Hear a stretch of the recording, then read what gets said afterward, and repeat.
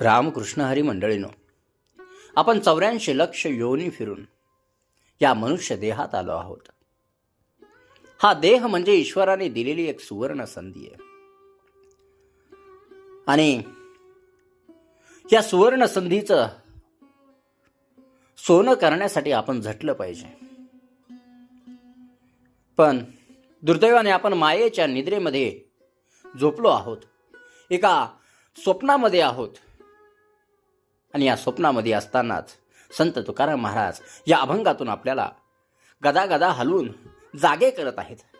ते म्हणतात, अरे बाबा, आता तरी डोळे उघड.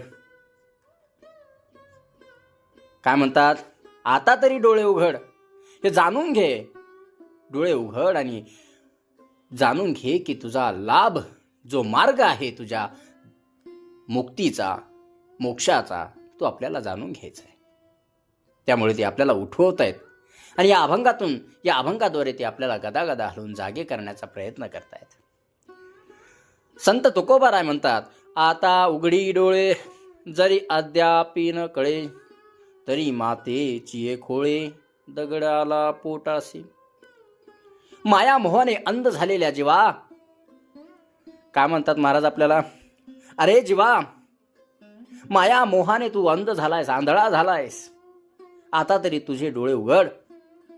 जर तुला अजूनही हा संसार दुःखमय आणि नश्वर आहे हे कळले नसेल, तर तुझ्या जन्माला येण्याला काही अर्थ नाही रे. अशा माणसाचा जन्म म्हणजे जणू काही त्याच्या आईच्या पोटी जन्माला आलेला दगड आहे, दगड. ज्याप्रमाणे दगड निर्जीव असतो, त्याला ना भावना असते ना जाणीव असते कशाची. ना तो वाढतो ना तो कमी होतो. तसे ज्याच्या जीवनामध्ये भक्ती नाही, तो चालता बोलता कसा आहे? दगड आहे. त्याने मातेच्या उदरात 9 महिने फक्त जागा आटवून ठेवली आणि त्या मातेला त्रास दिला. पुढे तुकोबाराय म्हणतात, मनुष्य देहा ऐसा निध, मनुष्य देहा ऐसा निध, साधिली ते साधे सिद्ध, करोनी प्रबोध संत पार उतरले.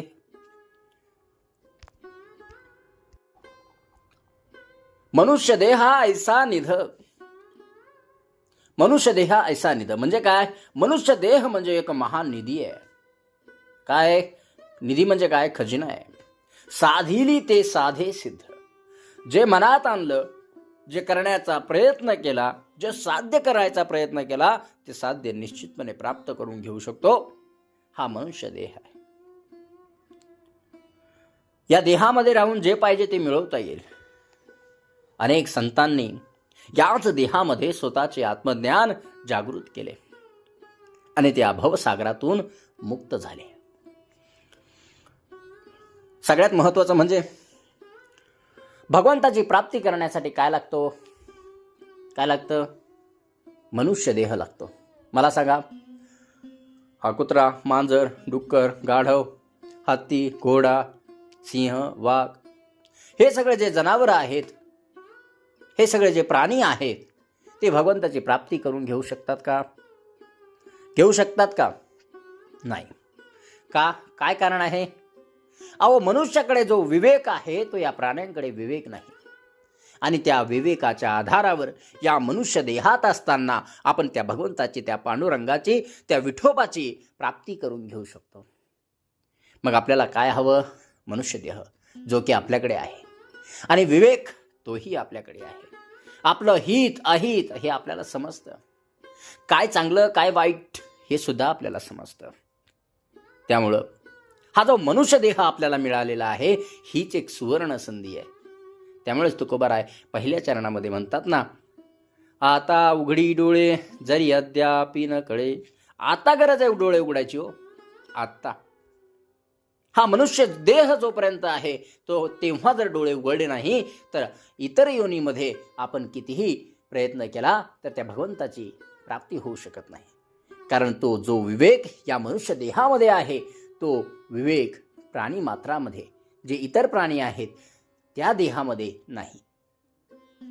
त्यामुळे देव मिळवण्यासाठी माणूस असणे आवश्यक आहे. काय असणे आवश्यक आहे? माणूस असणे. ज्याप्रमाणे आपण सांगितलं की प्राणी किंवा पक्षी भक्ती करू शकत नाही कारण त्यांच्याकडे विवेक नाही.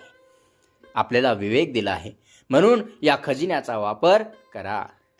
साधिली ते साधे सिद्ध, जे पाहिजे ते मिळवू शकतो आपण.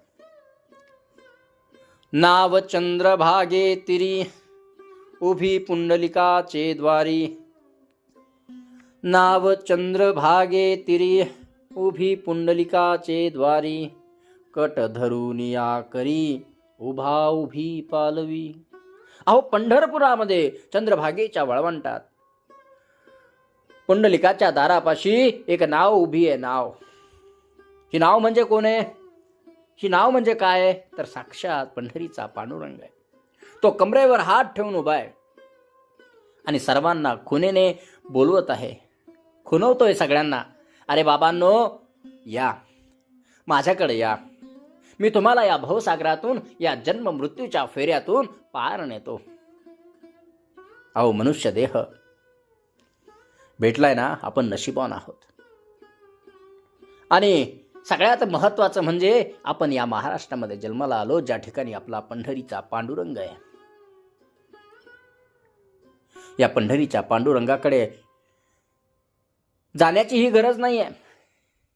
घरी बसून तुम्ही पंढरीच्या पांडुरंगाचं नामस्मरण घ्या. पांडुरंग तुमच्या सोबत येईल, सोबत खेळेल, सोबत नाचेल आणि त्या भक्ती रसामध्ये रंगून जाईल. या चरणामध्ये संत तुकाराम महाराज म्हणतात, नाव चंद्रभागे तिरी, उभी पुंडलिकाचे द्वारी. चंद्रभागेच्या तिरी, वाळवंटामध्ये पुंडलिकाच्या दारापाशी एक नाव उभी आहे, ते म्हणजे आपला पंढरीचा पांडुरंग. आणि पंढरीचा पांडुरंग खुनेनं बोलवत आहे, खुना करवतोय, खुनवतोय की या रे बाबांनो, माझ्याकडे या, मी तुम्हाला या भवसागरातून पार नेतो. जशी नदी पार करण्यासाठी नावेची गरज असते, तसा हा संसार रूपी समुद्र पार करण्यासाठी विठ्ठल रूपी नौका तयार आहे. तो विटेवर उभा राहून तुमची काय करतोय? वाट पाहतोय, वाट पाहतोय तो.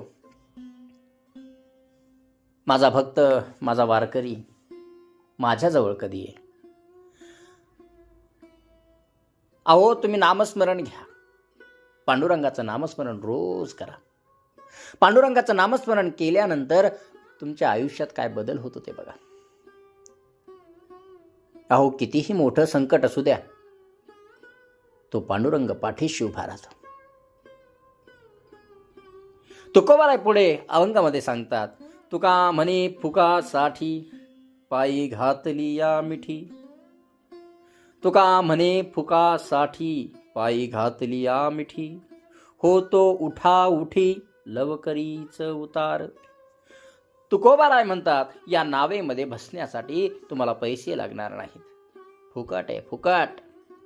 फक्त अनन्य भावाने, अनन्य भक्तीने त्या पंढरीच्या पांडुरंगाच्या पायाला मिठी मारायची आहे. म्हणजे तुम्ही या संसारातून उठाउठी पार व्हाल. अहो, रस्त्याने जात असताना एक आई आणि एक लहान मुलगा.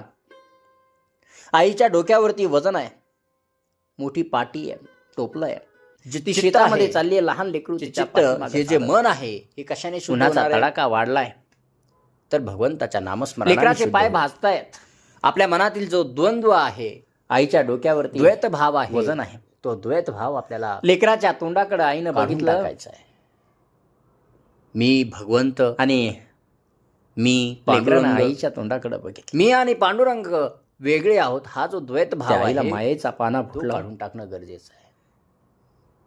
आणि आईनं पटकन आपल्या लेकराला जाईल कमरेवर घेते, तेव्हा पांडुरंगामधून आणि आपल्यामधलं जे अंतर आहे ते नाहीसं होईल आणि आपण भगवंतामध्ये विलीन होऊन जाऊ. माऊली हो, अशाच प्रकारे हा योगामध्ये सांगितल्याप्रमाणे, योग दर्शन मध्ये सांगितल्याप्रमाणे पतंजली ऋषी यांनी योग दुःख जे सूत्र जी लिहिली त्याला पाहवत, त्यामध्ये तदा द्रष्टू तो आई सारखा धावून येतो. जेव्हा हा द्वैत भाव निघून जातो, या भवसागरातून आपल्याला पार करण्यासाठी तो आपल्या मूळ या स्वरूपाला येतो. संसाररूपी सागरातून पार करण्यासाठी तदाद्रष्टु आपल्याला स्वरूपे कडेवर घेऊन अवस्थानम. जातो. त्यामुळे मनाची शुद्धी होणे हे खूप गरजेचं आहे. आणि त्यानंतरच एक आपण भगवंताची प्राप्ती करून श्रीमंत व्यापारी होता.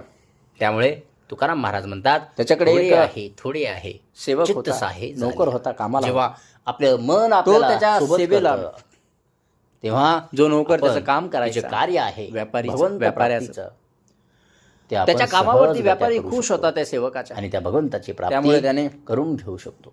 एकदा काय केलं, त्याला एक मौल्यवान हिरा दिला. जे चित्त आहे, जे चित्त हे जे मन त्याला आहे, म्हटला, हे कशाने हा शुद्ध सांभाळून होणार ठेव, आहे? तुला गरजेच्या वेळी काम तर येईल. भगवंताच्या नामस्मरणाने शुद्ध होईल. आपल्या मनातील जो त्याने तो द्वंद्व हिरा आहे, घेतला द्वैत भाव आहे, आणि तो द्वैत भाव खरं आपल्याला म्हणजे त्याला त्या हिऱ्याचं महत्त्व, काढून टाकायचं आहे. मूल्य जे आहे त्याला कळालं नाही. मी भगवंत, आणि मी हिऱ्याचं महत्त्व, पांडुरंग, त्या मी आणि दागिन्याचं पांडुरंग महत्त्व त्याला कळालं वेगळे नाही. आहोत. आणि हा जो त्यामुळे द्वैत त्यांनी काय भाव केलं, आहे, तो काढून टाकणं त्याच्याकडे आणि जेव्हा हा द्वैत भाव एक निघून खेळण्याची जाईल, वस्तू होती, त्या खेळण्यामध्ये तेव्हा त्याने ते बसून दिलं. पांडुरंगामधलं आणि आपल्या मुलाचं मुलाचं एक खेळणं होतं, ते नाही. त्या खेळण्यामध्ये त्याने आणि आपण भगवंतामध्ये दिलं. विलीन होऊन जाऊ. लावून दिलं, चिटकवून दिलं. योगामध्ये सांगितल्याप्रमाणे हो, मला सांगा, योग असा दर्शनमध्ये मौल्यवान सांगितल्याप्रमाणे हिरा पतंजली लहान लेकराच्या ऋषी खेळण्यामध्ये यांनी कोणी योग लावतं का?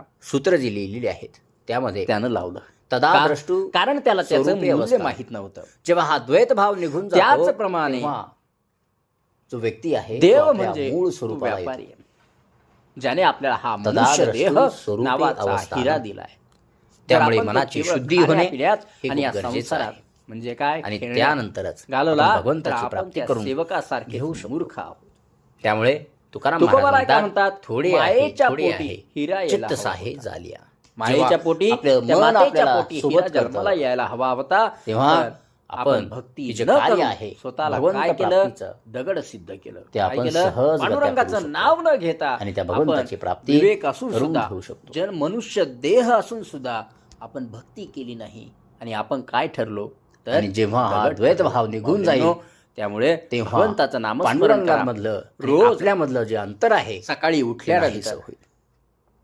आणि आपण दुपारी भगवंतामध्ये विलीन होऊन जाऊ. तिसरा पारा योगामध्ये सांगितल्याप्रमाणे, असं जे नामस्मरण योग आहे, दर्शनमध्ये भगवंताचं सांगितल्याप्रमाणे ते करत राहा. पतंजली माऊली ऋषी हो, यांनी योग मी म्हणत नाही सूत्र जी तुम्ही एक लिहिलेली माळ आहे, घ्या, जंगलात त्यामध्ये जा, नामस्मरण करा. तदाद्रष्टु मी म्हणत नाही. स्वरूपे अवस्थानम. तुम्ही जेव्हा हा द्वैत भाव निघून भगवंताचं जातो, नामस्मरण तेव्हा जेव्हा जेव्हा वेळ मिळेल जो तेव्हा व्यक्ती तेव्हा आहे दोन तो शब्द आपल्या जरी मूळ म्हटले, स्वरूपाला येतो. राम कृष्ण हरी. तदाद्रष्टु राम कृष्ण स्वरूपे हरी. अवस्थानम. अहो, जेव्हा त्यामुळे आपला कोणी मनाची पाहुणा शुद्धी येतो, होणे हे खूप गरजेचं आहे. कोणी आपल्याला आणि भेटतं, त्यानंतरच तर निदान आपण राम राम भगवंताची तरी प्राप्ती म्हणा. करून घेऊ शकतो. त्यामुळे जेणेकरून तुकाराम महाराज भगवंताचं म्हणतात, नाम, थोडे आहे, भगवंताचं थोडे नाव जे आहे, आहे आपल्या चित्त मुखामध्ये. साहे झालिया. जेव्हा आपलं मन आपल्याला सोबत करतं, तेव्हा आपण हे जे कार्य आहे भगवंत प्राप्तीचं, ते आपण सहजगत्या करू शकतो. आणि त्या भगवंताची प्राप्ती करून घेऊ शकतो.